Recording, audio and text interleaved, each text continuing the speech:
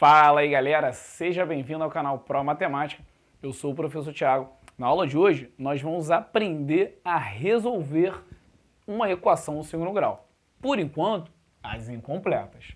Bom, eu tenho um vídeo aqui já gravado sobre o que é uma equação no segundo grau, quando ela é completa ou quando ela é incompleta. Vou deixar aqui para vocês acessarem caso vocês desejem.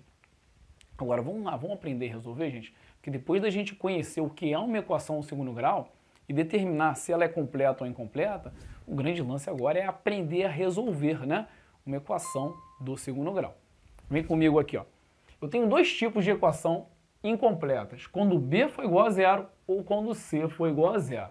Vou colocar na tela aqui, ó, para vocês lembrarem quando ela é completa e diferenciada de incompletas. Agora vem aqui comigo para a resolução da equação quando B é igual a zero.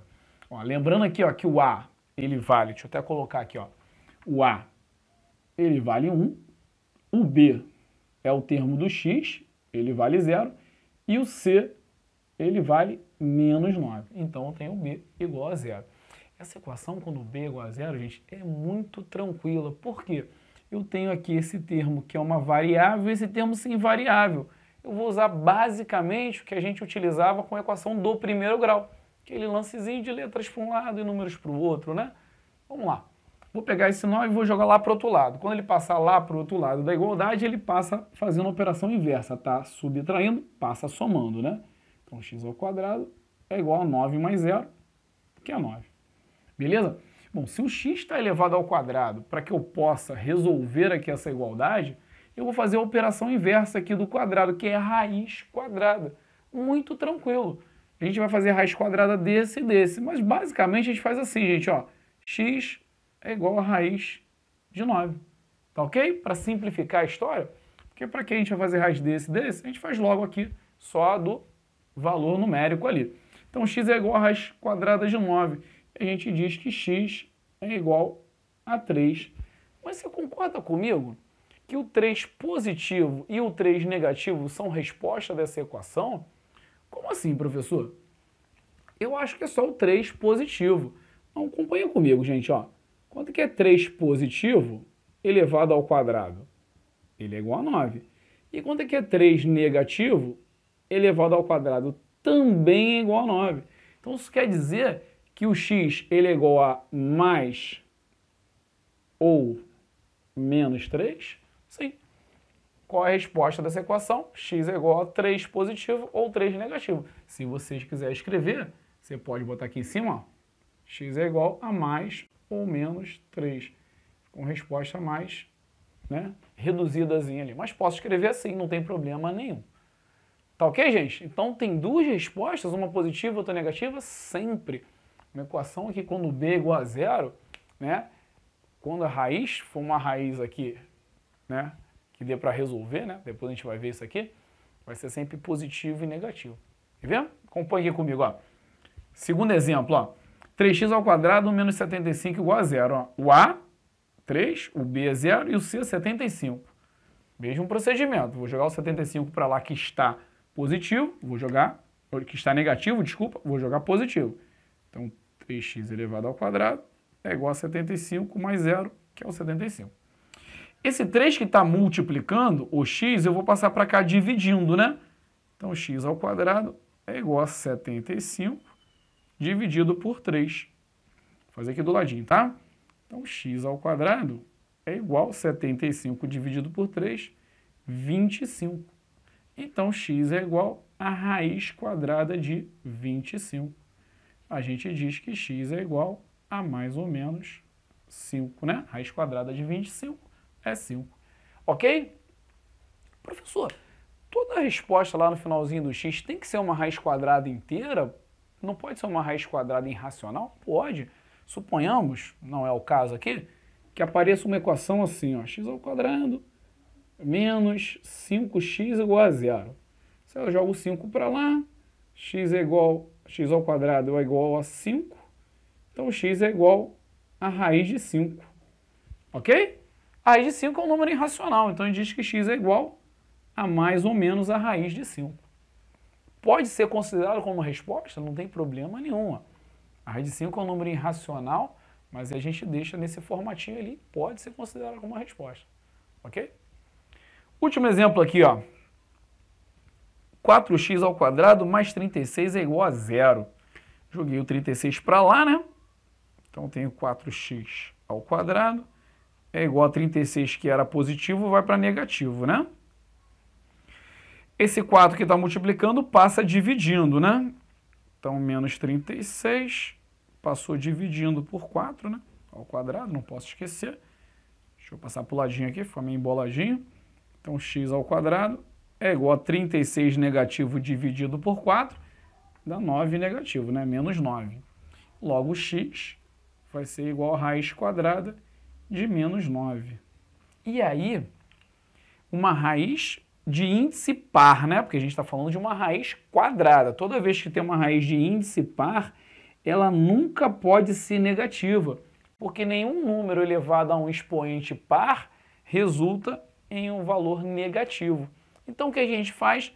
A gente diz que essa raiz ela não pertence aos números reais. Ou seja, não existe uma raiz real para essa equação. O professor não tem resposta para essa equação, uma resposta inexistente no conjunto dos números reais é uma resposta inexistente. Então, para a gente que está estudando aqui a equação no segundo grau, no nono ano, no primeiro ano, né, e até também no segundo ano do ensino médio, essas equações elas não têm resposta real. Como é que fica a resposta? Como é que eu vou colocar lá na minha prova, professor? Você pode colocar lá, não tem problema nenhum. Não existe raiz real. Ou simplesmente não pertence ao conjunto dos reais. Não tem problema nenhum. Seu professor vai aceitar tanto aqui, ó, não pertence aos reais ou não possui raiz real. Tá ok? Um dia, né, geralmente no terceiro ano do ensino médio, a gente entra num outro conjunto numérico, que aí essa raiz ela vai ter uma resolução num outro conjunto numérico. Mas até então, x é igual ao quê? Não pertence aos reais, não existe raiz real. Maravilha? Então fiquem sempre atentos aqui, tá? Vamos lá, agora vamos acompanhar aqui uma equação incompleta quando c é igual a zero. Essa dá um pouquinho mais de trabalho, mas vocês vão entender. Vamos lá. Eu tenho aqui essa equação, em que eu tenho o a valendo 1, o b valendo 3 e o c igual a zero. Né? Não tem um termo independente, então o c ele é igual a zero. Como é que a gente vai resolver? Bom, tem variáveis, né? Tanto x quanto y, então eu não posso jogar letras para um lado e números para o outro, como a gente fez anteriormente. A gente vai ter que usar um recursozinho de fatoração de polinômios. A gente vai ter que fatorar aquele polinômio. Geralmente, o primeiro caso de fatoração é o fator comum em evidência. Né? Vocês aprenderam, tenho certeza aqui. Ó. Eu tenho x e x aqui, né? Então, a gente diz que o fator comum a ambos os termos é o x. A gente coloca ele em evidência. Abre parênteses e vem fazendo aqui a fatoração, né? X ao quadrado dividido pelo x, ó, vou fazer até um rascunhozinho aqui, ó. X ao quadrado dividido pelo fator comum vai dar x, né? Porque a gente repete a letra e diminui os expoentes aqui. Então aqui vai dar x. 3x dividido por x, né? A gente, entre aspas, corta o x, né? E sobra apenas o 3. Tudo isso igual a zero. Ok? Fatoração de polinômios, fator comum evidência. É sempre assim? Sempre vai ser assim. É meio que de repetição, não é tão complicado assim não, fica tranquilo. Então, ó, se você fizer uma distributiva aqui, ó, você vai perceber que ele vai voltar a ser o formato anterior. Chamamos aí de uma provinha real, né? Se você vai fazer de cabeça, que esse vezes esse vezes, opa, beleza, estou correto. Agora acompanha comigo, gente, eu tenho dois números, ó, x multiplicando um outro número, e o resultado dando igual a zero. Então imagina que eu tenho esse número aqui, multiplicando por esse, e o resultado dando zero. Você concorda comigo que esse aqui é igual a zero? Zero vezes qualquer coisa é igual a zero? É. Ou qualquer coisa vezes zero também é igual a zero? Ou zero vezes zero também é igual a zero? Ou seja, ambos os valores podem ser zero? Claro. Se dois números multiplicando, né, e dando zero, ou esse primeiro é zero, ou esse é zero, ou os dois são zero. Se eu falar que os dois são zero, eu estou mentindo? Não. Se eu falar que o primeiro é zero, eu estou mentindo? Também não. Se eu falar que o segundo é zero, eu estou mentindo? Não. Então eu vou dizer que esse primeiro número aqui, ó, é igual a zero. Ou seja, a gente já tem uma resposta, x igual a zero. Vou chamar de x1, tá bom? Uma resposta x igual a zero. E a gente também vai dizer que x mais 3 é igual a zero. Se eu não estou mentindo, é uma verdade. X mais 3 igual a zero. Esse 3 eu posso passar lá para o outro lado, negativo. Então, x igual a menos 3, vou chamar de segunda resposta. Então, quais são as raízes dessa equação? X valendo zero ou x valendo menos 3. O professor sempre vai ser assim, você vai perceber que vai repetir quase que a mesma coisa, vai mudar quase que nada. Acompanha comigo aqui o segundo exemplo, ó. 4x ao quadrado menos 8x sendo igual a zero. Quem é o fator comum que eu coloco em evidência? O x, né? Concorda comigo que o x está aqui e o x está aqui também. Mas aqui tem um detalhezinho, ó. O 4 e o 8, eles existem algo em comum. Existe um divisor comum, ou o maior divisor comum. Aí você está pensando, é um MDC entre eles, o maior divisor comum. Quem é o maior divisor comum entre o 4 e o 8? É o próprio 4, porque ele divide tanto o 4 quanto o 8. Então, separa o maior divisor comum? Separa o maior divisor comum. Abrir aqui, parênteses, e vamos fazer as divisões, ó. 4x ao quadrado dividido por 4x, né, vai dar apenas x, né? Porque 4 divide por 4, x quadrado por x vai dar x. Menos 8x por 4x, né? 8 por 4 vai dar 2 e x, entre aspas, morre ali com x. Tudo isso igual a zero. Então, parei na mesma situação, tá vendo? Ó, eu tenho um número que multiplica outro número e o resultado dando zero. Se eu falar que esse é igual a zero, não estou mentindo. Se eu falar que esse é igual a zero, também não estou mentindo. Então, eu vou dizer que 4x é igual a zero e vou dizer que x menos 2 também é igual a zero. Bom, esse 4 ficou feioso aqui, peraí.